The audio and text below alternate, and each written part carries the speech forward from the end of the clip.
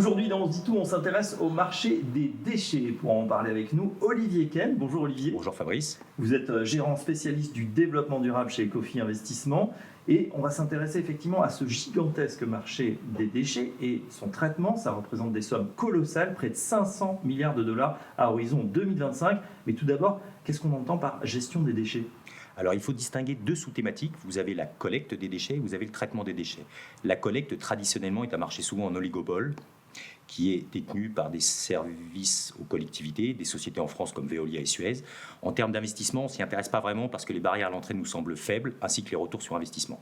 Vous avez ensuite le traitement des déchets. Là, en revanche, on trouve des solutions beaucoup plus innovantes et des acteurs qui peuvent profiter de cette thématique, cette dynamique. Alors justement, quels sont les moyens de traiter cette masse colossale de déchets ? Alors schématiquement, vous avez trois moyens. Vous avez le stockage, vous avez le recyclage et vous avez la production d'énergie à partir des déchets, ce qu'on appelle la valorisation des déchets. Dans le recyclage, vous allez favoriser deux segments, le plastique et le verre. Exactement. Il me semble que ce sont deux thématiques extrêmement porteuses. Sur le plastique, on estime aujourd'hui que plus de 30% des plastiques sont retrouvés dans la nature. On estime par ailleurs que d'ici 2050, vous aurez plus de volume de déchets dans la mer que de poissons. Il va bien sûr falloir adresser cet enjeu. On pense que ça va être adressé via des réglementations. On a d'ores et déjà des initiatives, on peut en citer trois.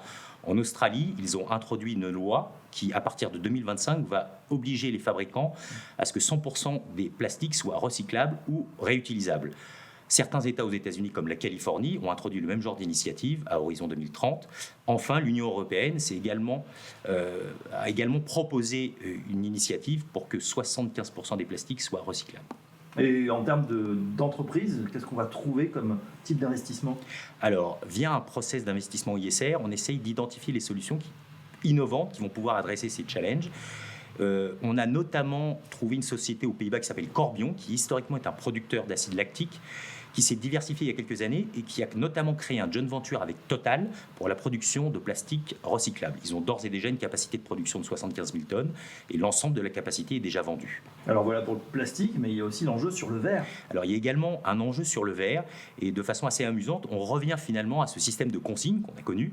Vous avez là encore des initiatives en termes de législation. En Australie à nouveau, en 2018, ils ont réintroduit un système de collecte, de dépôt. Vous avez la Grande-Bretagne, vous avez l'Écosse qui réfléchissent également à introduire à nouveau ces systèmes de collecte de verre. Et là, on a identifié le grand leader mondial, qui est une société norvégienne qui s'appelle Tomra, qui a déjà une base installée très importante et qui devrait naturellement profiter de cette tendance future. Alors Olivier Kahn, on a parlé effectivement du recyclage, du verre, du plastique, mais les déchets, on peut aussi les valoriser. Qu'est-ce que ça veut dire exactement ? Exactement, c'est ce qu'on appelle l'économie circulaire, c'est-à-dire que vous utilisez les déchets collectés pour produire du gaz et donc produire de l'électricité. Là, on s'intéresse souvent à des acteurs de niche. On peut citer en France Séché Environnement, qui, par exemple, il y a quelques années, a signé un contrat de fourniture d'énergie avec le département de la Vienne.